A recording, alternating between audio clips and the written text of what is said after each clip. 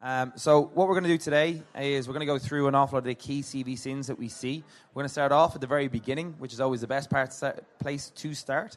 So before we jump into anything else, we're going to go quickly through career strategy, then into CV sins, then we're going to go through exactly what a good CV should look like and make sure that everyone's really clear on what to expect when they actually are submitting a CV, why it works, why it doesn't work, and all going well by the end of it, you'll have a really good understanding of exactly how to get past the applicant tracking system, which I'll be quizzing you on in a minute. Is this going to go that way? You working harder? Okay, cool.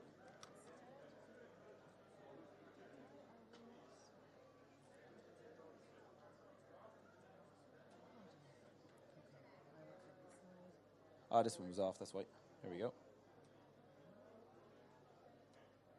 There we go. Cool. So I always find it's a little bit easier to probably give you a little bit more background on myself so you understand my own journey and how that might help for yourself. So I actually started out my career as a carpenter, believe it or not. I was definitely not someone that should have been one, and thankfully I didn't lose any of my fingers or anything else along the way. I did loads of psychometric testing to figure out why I do what I do now, but equally what my journey was. So as a part of that, I went and worked in recruitment and also in consulting, both domestically in Ireland and internationally. I'll jump out of the way if I'm in the way. When I went abroad and started working in different areas, I started to figure out what was the biggest challenges to actually find quality talent, whether that was in Ireland or abroad. And for multiple businesses, I've set up their actual talent strategies, some of which are on the board at the moment that are our current clients now, but equally I've worked with large organizations across the globe on how to implement effective talent strategies that doesn't miss out on good quality people and also remove the barriers of entry for individuals when they're trying to secure a job. So once we've done that, we then decided to set up the Career Coach, which was founded in 2021, and that's purely focused. You'll see our mission and vision at the bottom.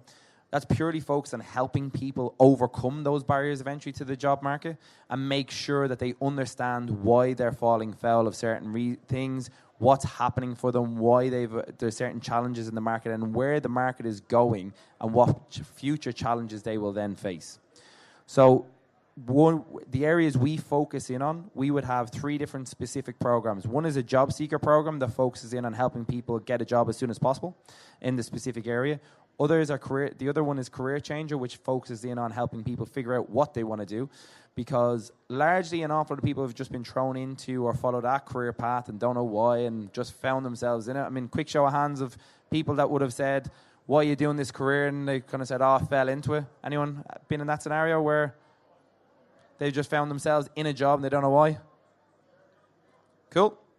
There's a few. And then we look at career progression. All right. And I will be asking loads of hands raising, by the way, and apologies in advance. But the more engagement we have, the more we'll all take away from it. So we also then look at career progression, whether that's progressing in your current role or in a different area in your career in general in different businesses. So with enough about ourselves, quick question. Who here has a career strategy?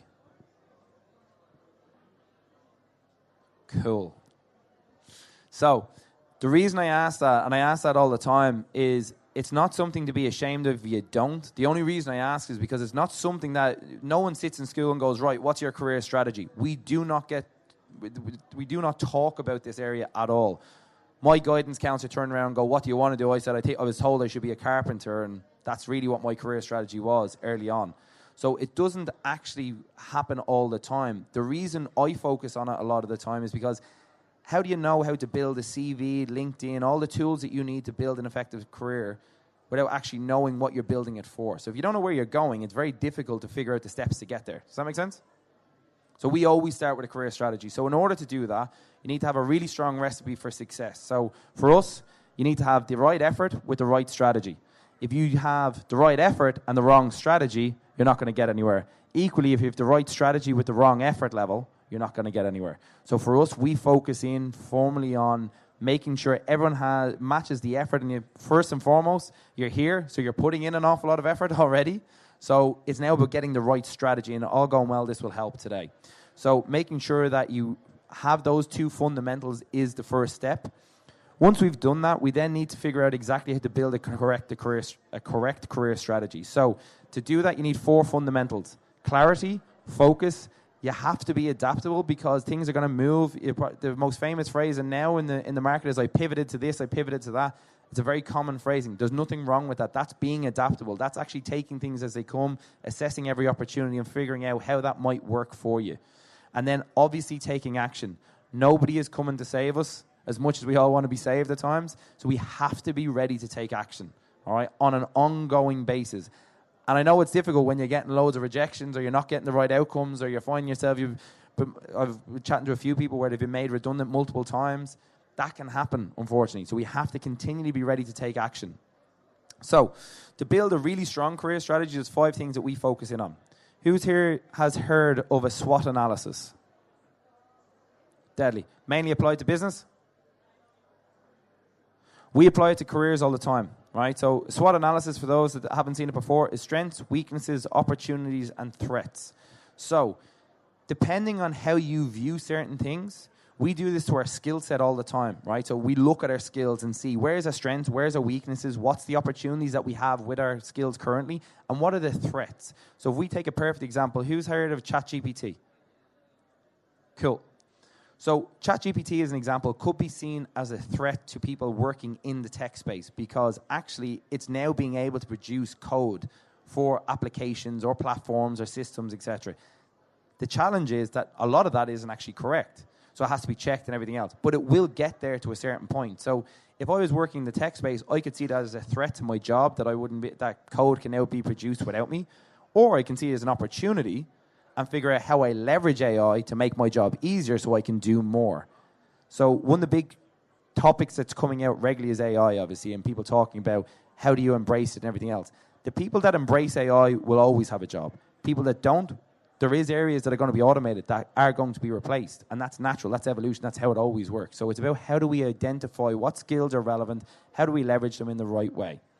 So, which obviously brings us on transferable skills. So always looking at your transferable skills is key because it allows you to identify what skills are your mainstays that will be applicable across every single role you apply for, and then what roles you want to obviously understand how you actually tailor your certain skills to certain roles. Does that make sense? Cool. Who's heard of SMART goals? Deadly. Couple in the room. So they're really, really easy to use. A lot of the time they're really, really easy to get wrong because a lot of the time we'll go 1, 2, and 3 steps and then we might not do 4 and 5. 5 is largely, so time bound, actually setting a time frame on when you want to achieve something is really difficult for people because it's like, well, what's realistic? So, but we always get to that maybe 3, 4 step and then we don't do 5. And that actually means that it takes much longer. We focus an awful lot of our effort and energy on making sure we set clear goals with our clients to make sure that they have a specific time frame, which is why we talk, you'll see it on our t-shirts. On average, we help people secure their job within 30 days because we make sure that we put a time scale on things to make sure that we get there as quick as possible. All right? Once we've done that, once we've set out our SMART goals, once we know where we're going and how quickly we want to get there, we then need to understand what's the actual day-to-day of our role. So an awful lot of people have gone into roles, and any accountants in the room? No? Cool, they won't want me slagging them off then. So I know loads of accountants, and loads of them are really happy. Loads of them are really unhappy. Actually, it's probably on the other side of it. To be fair, there's probably about 60, 70, even 80%, so depending on the region that you're in, that are unhappy in accounting. And that's because of the day-to-day activities. They love the actual accounting field. They just don't like the day-to-day activities. So once you have identified where you want to go, you then need to look at the day-to-day activities that you're going to do in order to make sure that you're going to be happy in that role. Does that make sense? So if you're 80, 85% happy, you're in the perfect scenario. You're really happy with most of what you're going to do. No one's happy 100% of the time. As much as I'd love to say I am, it's not realistic. But I am 85% of what I do, I'm always happy with. Yeah, 15% is sometimes you got to do a bit of admin that isn't always the happiest piece. All right. Once we do that, we then need to make sure we continually develop our skills. Yeah, AI I mentioned earlier on. But it doesn't have to be about courses, it doesn't have to be about certifications, it doesn't have further education, which is always our default to go to, I'll do another course. That's great, but that doesn't make you actually, an awful lot of people will unfortunately go and do masters and everything else, which is brilliant, don't get me wrong, it's a massive achievement.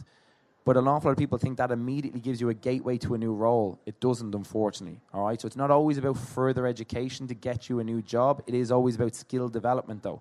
Does everyone understand the difference between the two? Deadly. Final step of building a really effective career strategy is networking constantly. Today being a perfect example.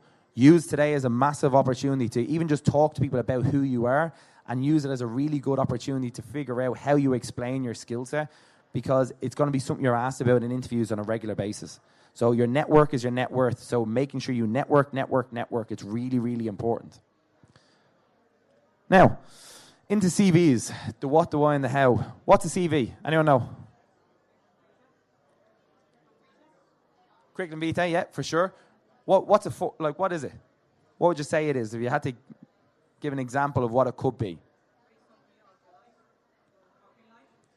Yeah, documentation of it.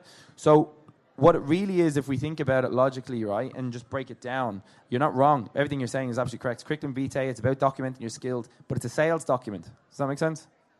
Because it's not about us. It's actually not, we don't write a CV for us because we're giving it to people. We're giving it for them. So if you look at even on the chair, now hopefully they're good, you consider them good, but they're our sales documents. They're showing what we do in a very quick snapshot of how we could be impactful for others, right? That's what your CV is for, yeah? Which brings me to the next question. What's it for? Why would we give a sales document out? What are we trying to achieve? Experience, where we're going to show our experience. What? Sell yourself, exactly. To get what? Hired, but to get an interview, right? So we have to, that is our document to get us in a room. That's the whole concept behind the CV. It is a sales document to get us in a room. Once it's done that, it's done its job. If it's not doing that, it's not doing its job. LinkedIn is the same, right? They are both tools to get us in a room so we can meet with people to explain our skill set, experience, and how we bring unique value to that business. Make sense? Deadly. So, here's the challenge. 75% of CVs are not seen by human eyes now. Who would be shocked by that statistic? Right, so applicant tracking systems, who's heard of them?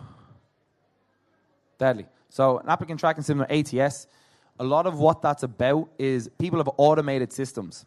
And I'll come back to this point a little bit later on, right? But I'm going to just show you how it can look and what the impact can be. The challenge with an applicant tracking system is it's an automated system that is calibrated based on the job or the company. Some of the features are used, an awful lot of the features aren't used because people just throw them in as a gateway. An awful lot of people adopted them more during COVID because there were so many applications. What we're also seeing now is there's an awful lot of applications coming internationally. And if you're looking for someone that's already in country, that's already working here, that's already available for work here, the challenge is that you're having to do an awful lot of work to find those individuals, right? That also means that you're spending an awful lot of money on job boards to bring in applications, which makes it much harder to actually find the right candidates. So companies have stopped actually advertising as much and using and going through them themselves. They've actually used ATS systems and also stopped advertising. They go direct to market. And I'll get back to that point a little bit later on why and what's happening. So when you get applicant tracking systems in play, it can impact your approach. So they are ruling out 51% of suitable candidates out of every process, which means they're missing more than they're actually finding for a relevant role. Does that make sense? Not ideal. So it's not working that well. And that's part of the other side of our business. We work with companies on that sort of area. So who here has a CV that looks like this? Anyone? Anyone brave enough to say they do? Who here thinks a CV like that would work? But it's a fake CV anyway, just to make sure. So that's how it would look on paper, right? So Canvas CVs, all these that are recommended, colleges are still doing it as well, recommending that you use a Canvas CV. You shouldn't.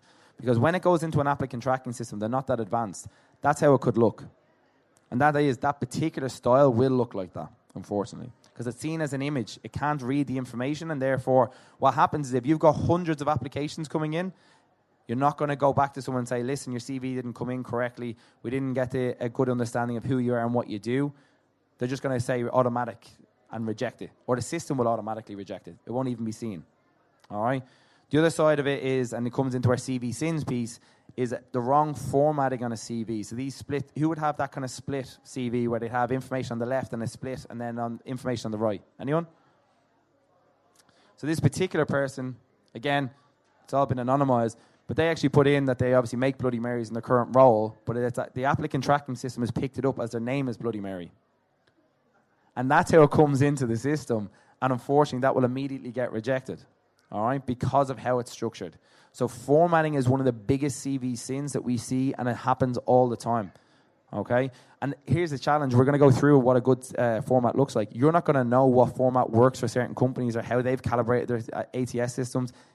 It's not your job to do that, but it is making sure that we put our best foot forward and use the right templates that will work well for you. So who would use the same CV for each role? Love the honesty. It is a CV sin, though, because you've got to tailor it, all right? The more you tailor, it's not about rewriting your CV. You don't want to do that, but you definitely need to tailor it to the specific role, because it's showing, one, it's showing effort, and two, it's showing that actually you're aligning your skill set, experience, and everything else, because it could be very broad, could be very specific, but it's making sure it's tailored to that specific role, and it's very clear to see why you're a very good candidate for that role. So the other side of it is making sure that you don't send the wrong file. So Heather sent a chili recipe from Jamie Oliver. We had a burrito menu sent to us. Very nice burrito. They didn't get the job. But it's making sure that you don't make this mistake. You actually name the CV document correctly. My CV Dublin doesn't really make sense. A very simplistic step you can do here, and naming the CV correctly, is your name, the job title, and the company. If you did nothing else to your CV, you didn't tailor it at all, but you tailored the name of it, it gives the right first impression by simply actually showing that you had the good nature of tailoring the name of it. Who would use keywords in their CV? Quick show of hands. One or two. Okay, cool. Why do you think you need to use keywords?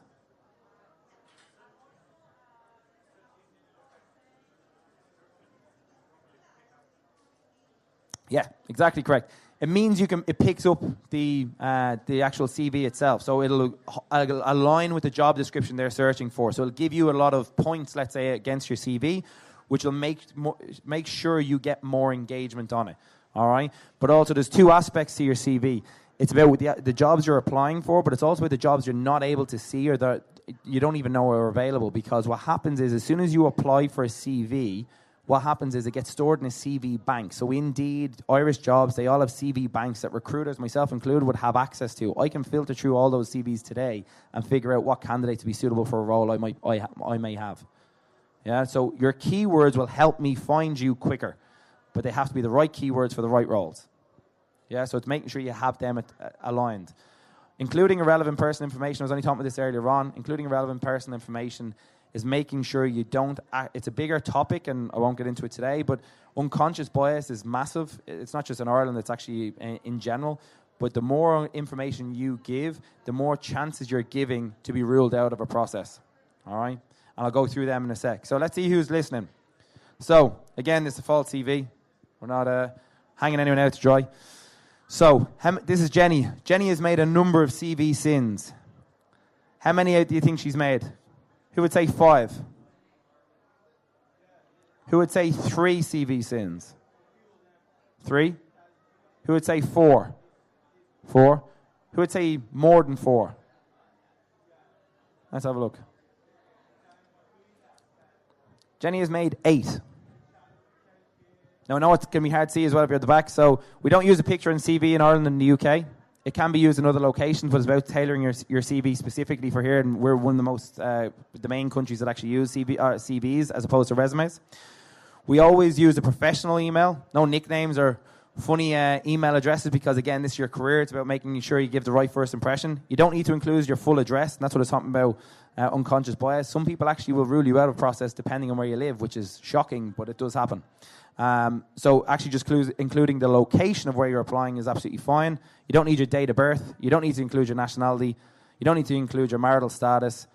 Giving yourself an over-personalized URL, like hire me please for LinkedIn, is not going to work. So make sure you can tailor it to your name or something similar, and you don't need to include your gender. All right. Quick overview of what we just touched on, of the key things, the things not to do and the things to do. Yeah? Grabbing pictures, I'll give you a sec.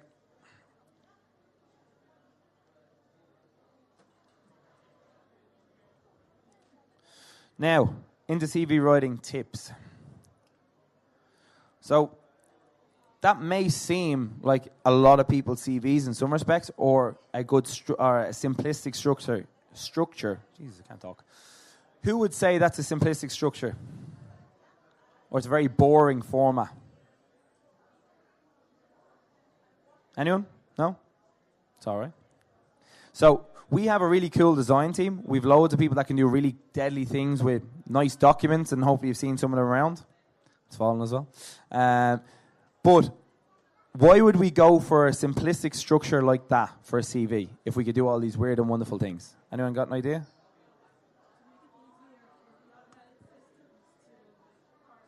Yeah.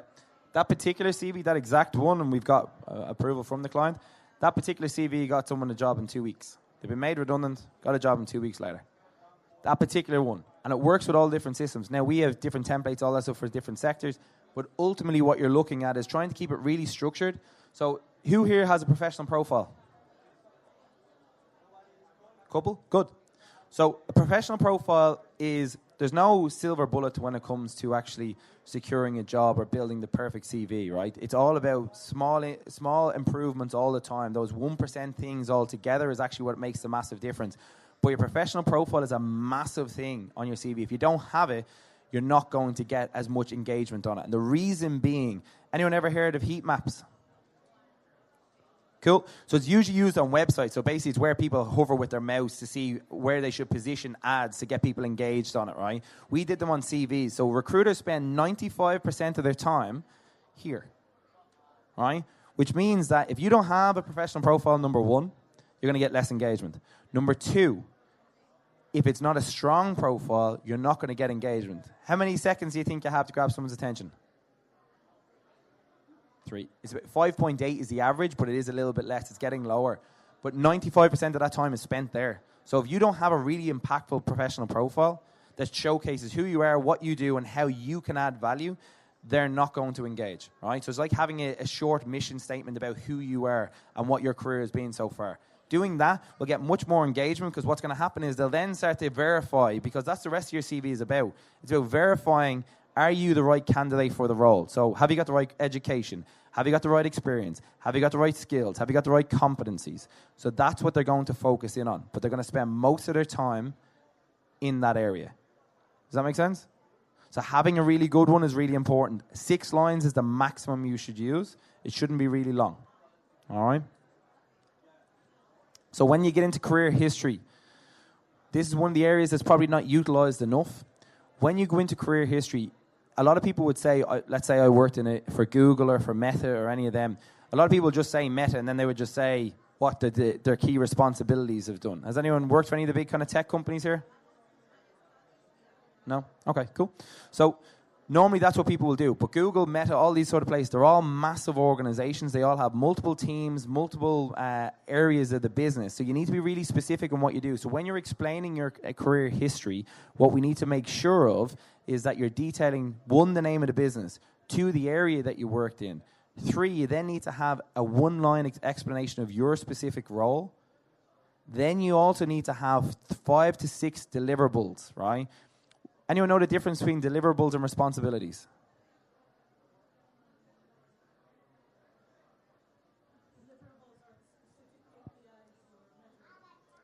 Yeah. So responsibilities is a perfect example, right?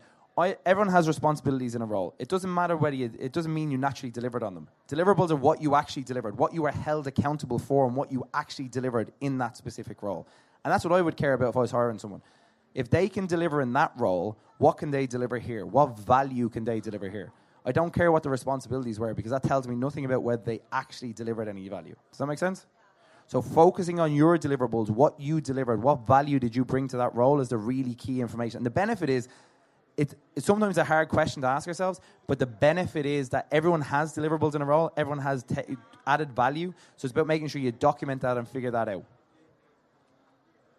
Once we've obviously then documented our experience in the right area, we would then have these areas. Now, who here would have more than 10 years experience? Cool. So when you've more than 10 years experience, you want to use something called additional experience in your CV. It's just a column, very straightforward. But what we're trying to do is we're trying to make sure we have the experience clustered in the right areas, because anything that you've done in the last 10 years is relevant.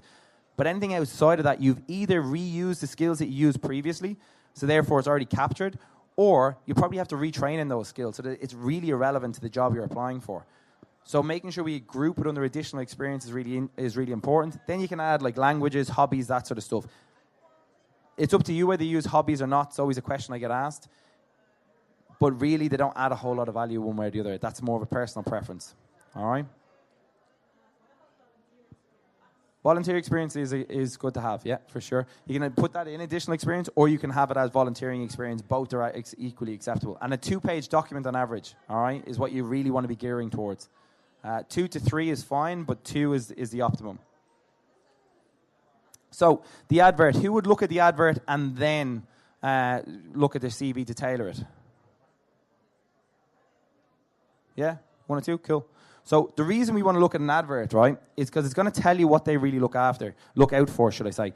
The reason I always love to look at them is because it's the language that companies use of how they describe the role itself. That's what I'm tailoring for, because if they explain something where they want to see someone that's highly analytical or whatever it may be, or good with numbers, whatever phrasing they use, we want to make sure we incorporate the same sort of phrasing in our CV. Yeah, we don't want to have similar synonyms that but doesn't actually have the exact same wording. The reason for that is because 1, the ATS will work with it, but 2, it shows you're aligned in how you talk and actually speak about different things. Does that make sense? So making sure we tailor it, not just for the meaning behind it, but actually tailoring the wording will have a massive impact in how well it's received. All right? Simple little things, but again, it's not about the big things, it's about the 1%. Yeah? So I was mentioning it earlier on, the hidden job market. Anyone ever hear that phrasing before? Couple. Good. So the hidden job market is because of all of these applications coming in, because of all of the challenges that are facing. What's happening is that they're not posting jobs online because it's costing much more money to do it and much more effort. So what they're doing is they're now going headhunting. And because they're headhunting, what they're doing is they're looking to find your CV, they're looking to find your LinkedIn profile, and they'll do a series of filtrations. So if it's on LinkedIn, they're using LinkedIn Recruiter. If they're on Indeed, they're using the job or the CV bank that sits at the back of that. So what I would ask is, who here, when they're searching for something on Google, would you go past page 1? Anyone? Neither today. So they're going to find the relevant people on page 1. So if you're not on page 1, you're not being found, which is why you're not getting the same opportunities. So it's making sure you're visible in the market. And to do that, you need the right CV, the right LinkedIn profile that stands out, but can be actually identified very easily when they're actually searching for it. Does that make sense? Cool. So there's a quick survival kit there, and I'm going to quickly jump into a video if that's okay. We're actually launching officially by the end of this week, end of coming week. We're launching our Career Navigator platform. It's the first AI platform that actually focuses on your CV. It'll compare the job description with your CV and tell you exactly how you need to tailor it in order to get past the applicant tracking system. The first of its kind, it's the most effective on the market. So we're going to quickly jump to that if that's okay. Do I have time? I'll bring that other piece back up in a sec.